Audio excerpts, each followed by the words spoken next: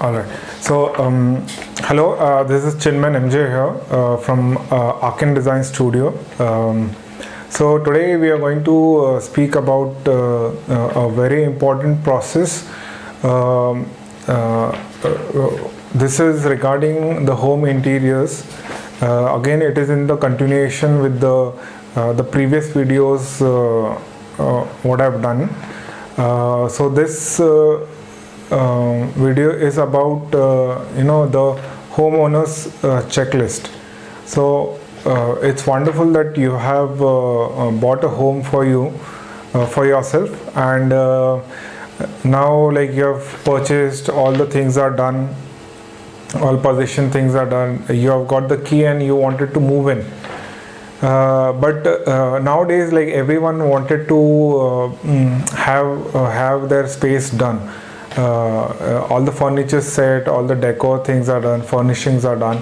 So when you decide that you wanted to go with the interior designer, so before approaching or let's say that you have finalized a designer and you like his portfolio and you wanted to you have finalized him basically, and like you have been invited by the designer for his first just for first meeting maybe. So there I would say that you have to be little prepared on giving the information to the designer even in the first meeting. So what the preparation you should do, those things are listed. So what will happen by that, the meeting, the 45 minutes or the first half an hour of the meeting will be quite accurate from point to point, because you have already provided some initial inputs which are needed on the first discussion. These are very basic things, but again this should not come when the project is going on and then you needed some supply of information from some of the third party like the builder or from the site, the building manager or some kind of permissions, those all stuff. So from this thing you will be able to better prepare yourself, do your homework, and you can supplement this information to the designer. So we'll go ahead on this part. So there are three points or three checklists which is very important. These are bifurcated on the basis of first is the builder side, the permissions on those things. Second is the type of house, the timeline, and third would be the reasons of the reason why you're doing it, what the overall scenario is of what exactly you wanted to do. So first thing first, you need to get the information that when so what happens is you approach a designer little bit ahead of your or you start searching for a designer before you get the possession, because then there won't be any delay time in making a decision for hiring a designer, and then you start execution. So first thing first is the possession date. You need to check with the builder when you're getting the flat. Sometimes what happens when interiors are done, builders understand, because it is their line of work, so people understand that they wanted to do interior, there will be some changes, maybe civil changes, or some fittings need to be changed, or because when someone do whole complete interior, then the paintings are involved and the electrical things get added up, so it will be a messy affair. So builder sometimes in some majority of them, they provide a prepossession where you get the possession beforehand, before even some finishes are not in place. So you can talk to the designer about this thing, you can get this detail to him. So if you wanted to have any changes on the tiles, or you wanted to change some sanitary ware, or you don't like the paint, you wanted to have luster, so they have given you the emulsion. So you can again spending again to removing the paint or the tile and all those things, you can take a bare flat and you can appoint a designer so he can work on those. So it will be custom made to you, and from the flooring to the kitchen OTA to the sanitary fittings and everything. So first is possession date. Second would be you need to check with sales office that is builder is allowing any demolition of the walls inside. So with the structural stability, sometime you need to get some permission from builder or sales office, or you just casually ask them that if anything is required in written format, or those permission need to be taken for demolition and maybe internal change of layout. So here basic need to think to understand that for a building, for a house, the structural members we never touch. The internal walls can be removed, that is safe. So that need to be clarified. Third thing is there any restrictions on plumbing additional layouts can be done, or electrical wiring need to be kept, the original one need to be kept as it is. So additional things you can do it, but then there are, so there we have done projects where they have restricted us to have separate line of conduits and separate line of wires, whatever the additional things you are doing. So they were not allowing us to run the additional wires from the black color conduits what you see on a project. So that those are conduits, so wire runs from that. So the reason is that the builder provide generator backup and it is given to everywhere. So if any concern is there after the possession is given, so they will be able to rectify it without hampering your additional wiring. So that information you will get from a builder's site office. Then you need to check that some builders give some interior works like false ceiling, light points they give modular kitchen, they give sanitary fittings, maybe higher end, mid end. So those need to be clarified, what facilities they are giving. So we could take their layout, or we could see it on the site, how the as an interior designer you will get you need to know what exactly false ceiling is there. It could be like you can check it out on the sample flat how they have done it, and then we can avoid those expenditures because those things are already provided. Otherwise it would be rework. Will there be finishing work done after interiors? So suppose you have hired, you have done your interiors. So many time clients have told me, they have asked me, said that we wanted to save on paint work. So should we get the first coat done, and then after the interior is done we will get the second coat from the builder?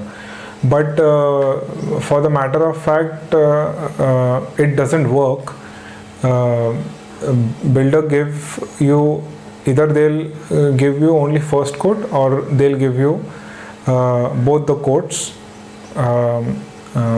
and get the flat ready for you, and they won't touch the once your furniture setup is done, everything is done. So that doesn't work. So but still, again, you need to clarify with your builder. Okay, so this is again important. Any kind of a formal communication is required from designer end to the builder, that it could be anything, that we wanted to store some material in the parking, or we wanted some kind of a dedicated space where our raw materials can come, maybe sand, cement, those kind of things, or even the tiles are coming on the site, so where those things will be kept. And the second permission is that the start of the project. So the society manager or the builder sales office, they need to sometimes know that they need into writing, and they want some piece of paper that they can file it in there, so for keeping of their own records. And the last thing is, I've seen in Marvel flats, they have a deposit system, that any damage to the building while taking some materials from ground floor, from the staircase, or from the lift, so many a time, because of the dust and all, the sensors get damaged on the lift. There may be some damage on the railing, there may be some damage on the glass or the wall in the staircase area, or there might be some scratches coming because of the unloading of the materials in the society premises. So taking care of all those things, builder asks for a lump sum security deposit in like 15,000 or 25,000. So that is again refundable, that you need to be asked. So just to avoid the stoppage of work on the later date, because you have not done that formality. So I'll once again do an overview of this thing. So this is the end points for first homeowners checklist. One is the possession date. Second is builder allowing any demolition works and changes to the layout. Any restriction you find it on electrical and plumbing layouts. Any kind of a pre-work interiors in the form of false ceiling or model kitchen and sanitary fittings, is the builder giving, that you need to ask. Any kind of a finish work which you can take up, like the second coat of paint once the interior is done, that you need to check with the builder. And any kind of a communication required from a designer's office, and any kind of a deposit, security deposit is required to start with the work. So we are moving to the second checklist. This question arises, what is the best time to hire a designer? Because there will be some lead time required, there will be some construction time required, there will be some designing time required. We need to accommodate the client need to accommodate for their holidays, for their schedules, for their Saturdays and Sundays. Sometimes they get time to have a discussion, or Fridays and Saturdays are the things most of the people take advantage of those holidays to discuss with the designer. So considering all those things, the lead time for an apartment is around 3 to 4 months of time. So that includes your designing. That includes your designing time. That includes your construction time. And construction involves all loading, unloading, labor. Everything is done into that. And some just to clarify this thing, so there are some agencies or designer companies who deliver it into 60 days of time, but again their processes are majorly everything is coming from outside. There is very minimal work which is taken care on the side, so all the things are coming from the outside. So once you are done with their decision making, everything is processed and then they ship all the goods to your site. So that's how they could deliver into 60 days. But when you are talking about a very customized which suits your liking, your kind, you wanted to give a lot of design time to the designer, or you wanted to explore because it's your personal home, so you wanted to dedicate a very good amount of time nurturing and feeding that house to make it yours. We suggest you take a good amount of time so that it will be very unique to you, rather than just fit-in furniture modeled interiors. And second thing is second type is the independent houses, bungalows, villas, so those kind of projects. So in that when the bare bone structure is erected and it comes to the plastering stage, that time involving interior designer is essential, and this takes around since being a bungalow project, the sizes varies, but a moderately good size bungalow like 5,000 square feet or 3,000 square feet, those kind of bungalows can be done into 3 to 6 months of time, including the design and delivery. And of course the scope of work is to be considered.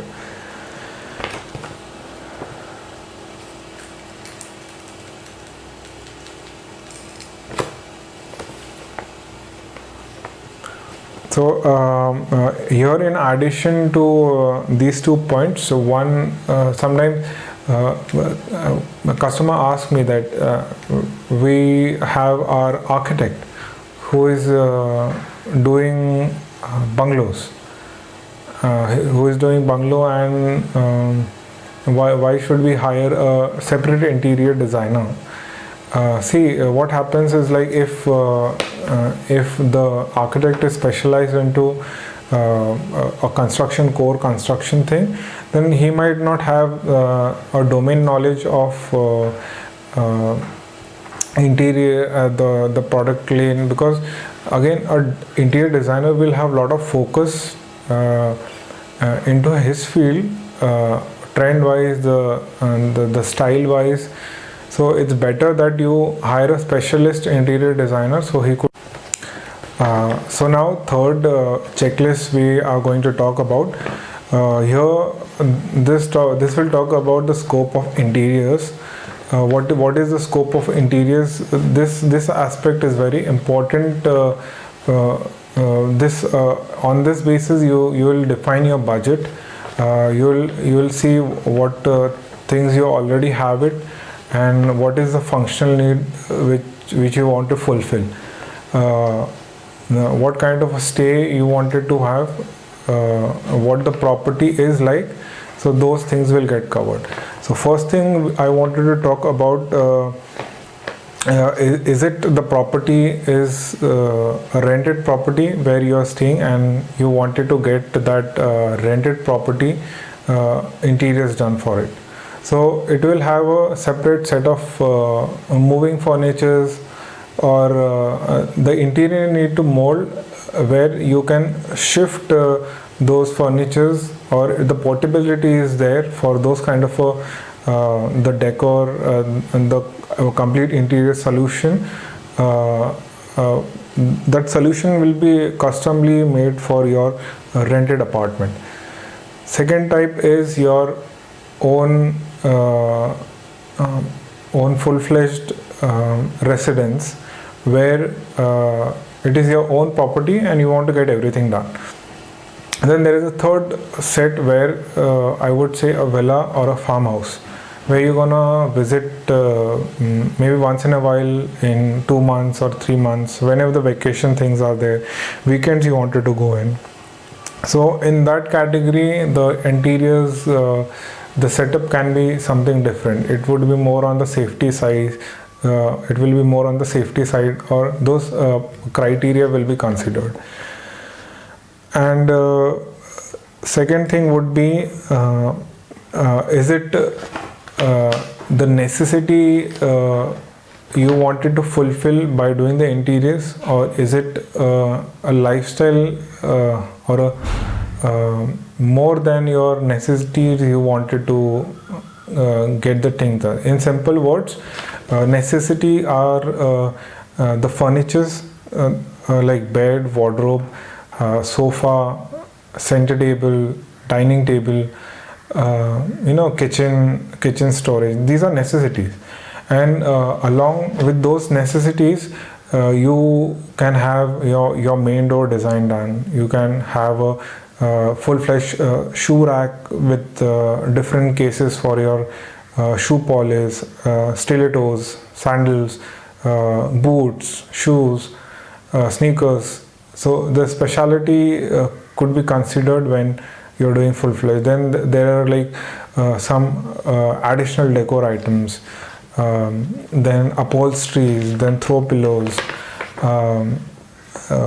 maybe a play area, family sit out. These kind of things where a lot of storages, decorations will happen, and it will give you a complete cohesive feel to your complete home setup. So that these necessity, if it is a necessity or is it a full-fledged interior, that you need to define the scope to your interior designer. Third thing would be, as you're moving it from your first home to the second, or it could be a rented thing you wanted to move to your new apartment. There apartment or a bungalow, whatever the house is, you have to consider that what you wanted to move the furniture. Suppose you have bought 6 months ago some kind of sofa, and it's fairly good, right? So that will again go into your design, so that that information you need to provide to a designer, so he can try to accommodate that, or on the theme basis, the upholstered fabric can be changed, or the leatherity can be taken up on this. So the modification of your previous furnitures can be incorporated into your newer home. So that information is very important. The dimensions are important. Eventually those will be taken care of, but this information of the old furniture is going to a new, that need to be fixed, finalized, and information need to be processed.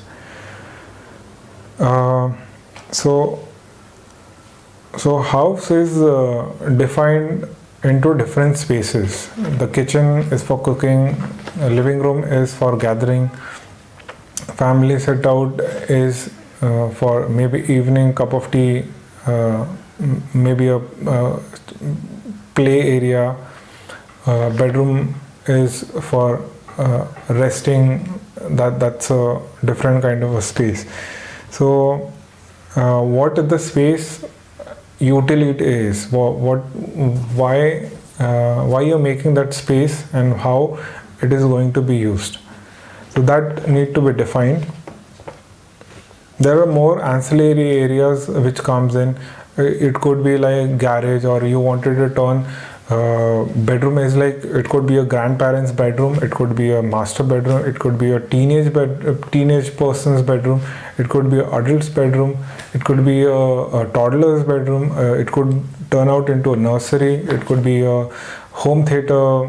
So there are various functions that you need to take the decision that how you're gonna utilize. If it is a 3 BHK or a 5 BHK, you will have it is a family of 6 people, and one bedroom you wanted to turn that into it's just remaining, you want to turn into an entertainment room, or it could be like you have a newborn child, you wanted to have a nursery in there, like a very colorful. So that definition of space you need to have, that we wanted to get this thing done. So that conveying of information is important. Okay, so everything glamorous, everything is there. Now we come to the money part, which is how much money you wanted to keep aside for your interiors. See, this interior is again any kind of a project you wanted to take up. It is just a individual's project. It is an individual project. Like you wanted to get a car, that is a project for you. You save money for it and then you buy that car, or you save something so you actually plan for it. So when you're planning, you to take the services to buy some products, you need some cash reserves, and interior is such thing that a furniture piece you will get it for 5,000 and you will get it for 15,000 as well. So considering that, you need to fix a scope, fix a budget, that you should not run out of money, or that due diligence you need to take care of it, that you have to convey to a designer ultimately, because that is a parameter. All the purchases and the choices will be defined by the budget allocation will happen eventually. So whatever the specification I said about, if it is what type of rented flat, apartment, or a farmhouse it is it the minimum interiors you wanted to do, or a full-fledged house you wanted to do? You already have furniture which you wanted to move to the new space. What is the space it is going to be used for, that we discussed, and how much money you wanted to keep it aside for this project. So on those bases, the scope of work varies according to the responses what you give for these questions. Okay, so all right, so coming to the end of this session, I want to conclude by saying that it will definitely this information, if you have, it's a good exercise for you, that it will prepare you for your first meeting with the designer, and he'll get a complete idea that you are so prepared, and you know what exactly you wanted to you know exactly what you wanted to make or you wanted to buy, and how much money allocated to the project. See, back of our mind, we always have something in our mind that we wanted to do something. So taking that thought process ahead to the paper and write it down, that you wanted to have this stuff, or I have this person gonna stay here, what is his requirements, what things are there, how much money I wanted to. It could be just a rough idea. The designer will guide you on if the money is short for that particular need, then the designer will tell you you should be spending more on this thing, and you can hold it on for this product or this kind of a space. So all these 3 homeowners checklist is there for download, so you don't need to take any kind of a written notes again by watching this video. You could just go, this is there on the website, in a written blog format, and this is a video format which I'm talking about.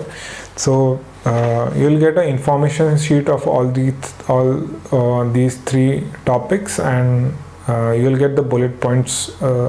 So you just have to go. The link will be there below this video.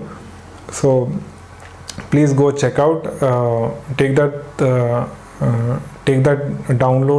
downloaded sheet, and make sure when you're going to a designer, you take that sheet with you.